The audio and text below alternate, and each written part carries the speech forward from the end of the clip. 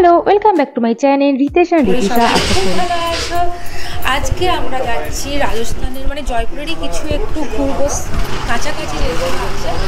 আর তারপরে আমরা বিকালবেলা বেরিয়ে যাবো জয়সালমের। উঠবি গাছে, উঠবি গাছে উঠবি।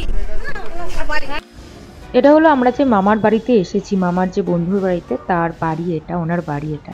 তো এবার আমরা বেরিয়ে পড়বো, আর আজকে আমরা ঘুরবো বাসে করে।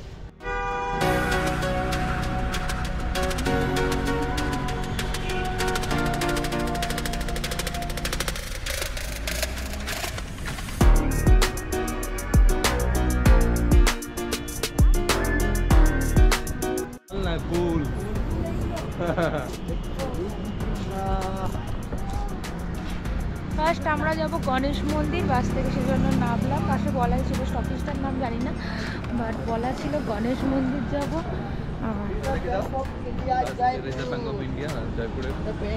জয়পুরে রিজার্ভ ব্যাংক অফ ইন্ডিয়া।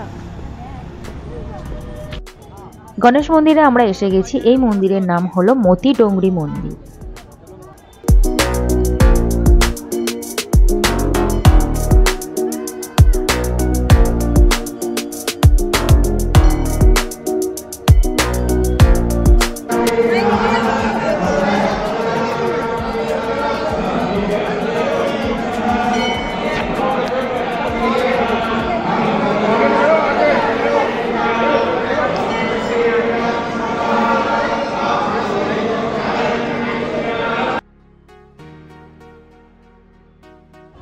এই মন্দির এতটাই জাগ্রত যে সকলে তো আশীর্বাদ নিতে আসে, বিবাহ করতে আসে। এছাড়াও যারা নতুন গাড়ি কেনে তারা আগে এখানে গণেশজির পুজো দিয়ে যায় এসে।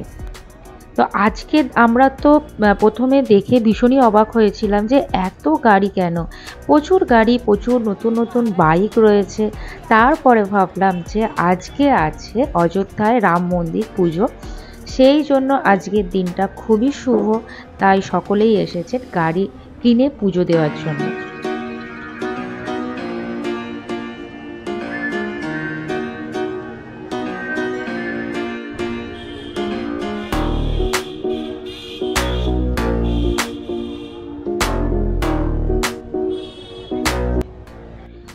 এবার আমরা চললাম হাওয়া মহলের উদ্দেশ্যে।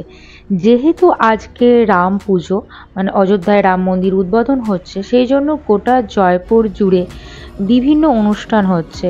আর সন্ধেবেলা হবে আরও সুন্দর কিছু, মানে গোটা শহর আলোয় সেজে উঠেছে। আর যে স্থানীয় দোকানগুলো রয়েছে, সব দোকানে দেখছি মাটির প্রদীপ পাওয়া যাচ্ছে, সকলে মাটির প্রদীপ কিনছে। তো সন্ধেবেলা আরও সুন্দরভাবে সেজে উঠবে গোটা শহর। আমরা হাওয়া মহলে এসে গেছি, এবার আমরা হাওয়া মহলের ভিতরে প্রবেশ করব। রাজেশ ওই যে দূরে ওখানে টিকিট কাউন্টার, টিকিট কাটছে, টিকিট পড়ছে 52 টাকা করে। কালকে হাওড় মহল ঢোকা হয়নি, সেই জন্য আমরা এখন এলাম হাওয়া মহলে। হাওয়া মহলের মধ্যে চলে এসেছি, আর এবার যাব হাওয়া মহলের ভিতরে। হাওয়া মহল সামনেই রয়েছে একটা বড় ফোয়ারা। হাওয়া মহল হলো রাজস্থানের জয়পুর শহরের একটি প্রাসাদ। এই প্রাসাদ তৈরি লাল বা গোলাপি বেলে পাথর দিয়ে, আর এই প্রাসাদ তৈরি করেছিলেন মহারাজা সাওয়াই প্রতাপ সিং। চলো এবার ভিতরটা দেখি। ভিতরটা দেখার জন্য আমি ভীষণই এক্সাইটেড, কারণ আগের দিন এসে ভিতরে ঢোকা হয়নি, কারণ অনেকটা লেট হয়ে গিয়েছিল।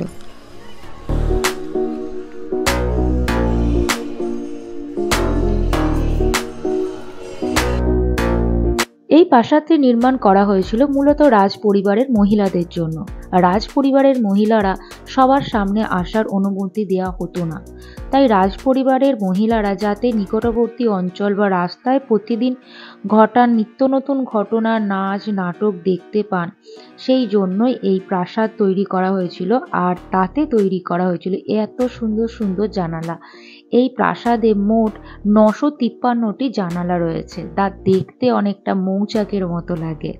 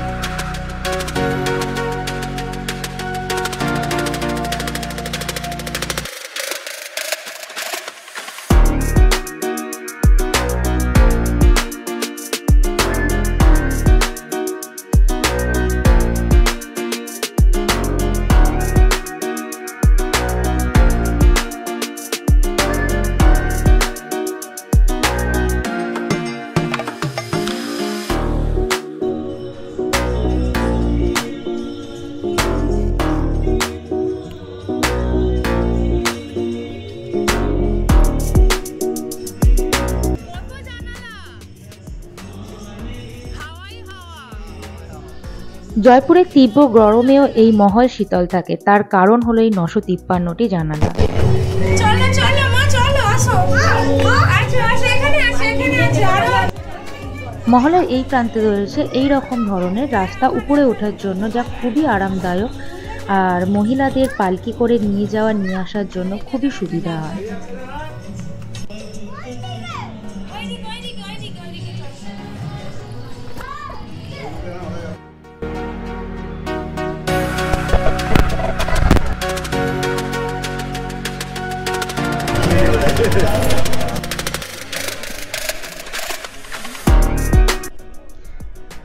সামনেই রয়েছে যন্তর মন্তর দেখা যাচ্ছে, বড় বড় পাহাড় দেখা যাচ্ছে।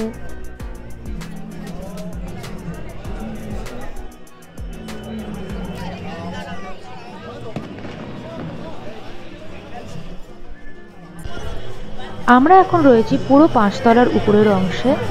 দেখো কত সুন্দর লাগছে দেখতে।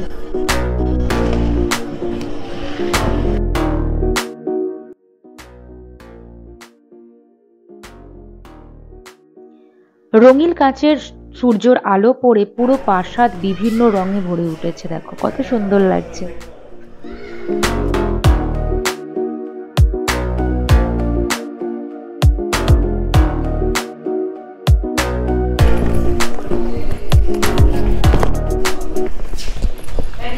হাওয়া মহল ট্যুর কমপ্লিট গেছে আমাদের। এবার আমরা ফিরবো, কারণ তারপরে আছে আমাদের বিকালে ট্রেন 4:30টার সময়।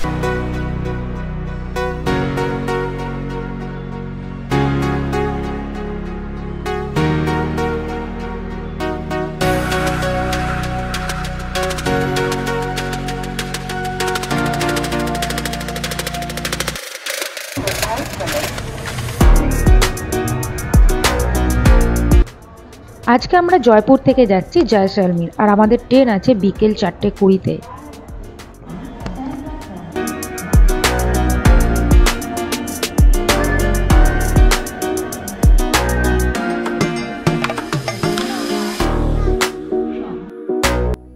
একবারে পুরো ওপরে। এটা আজকে সারা রাত আমরা থাকছি ট্রেনেতে, আর কালকে ভোরবেলা 5টার সময় আছে আমাদের জয়সলমীর স্টেশনে নামবো। আর ওখানে হোটেল বুক করা রয়েছে, তো তারপর ওখানে আমরা 2 দিন থাকবো, আর লাস্ট ডে নাইটে আবার আমরা ব্যাক করবো। দেখা হচ্ছে তোমাদের সাথে কাল।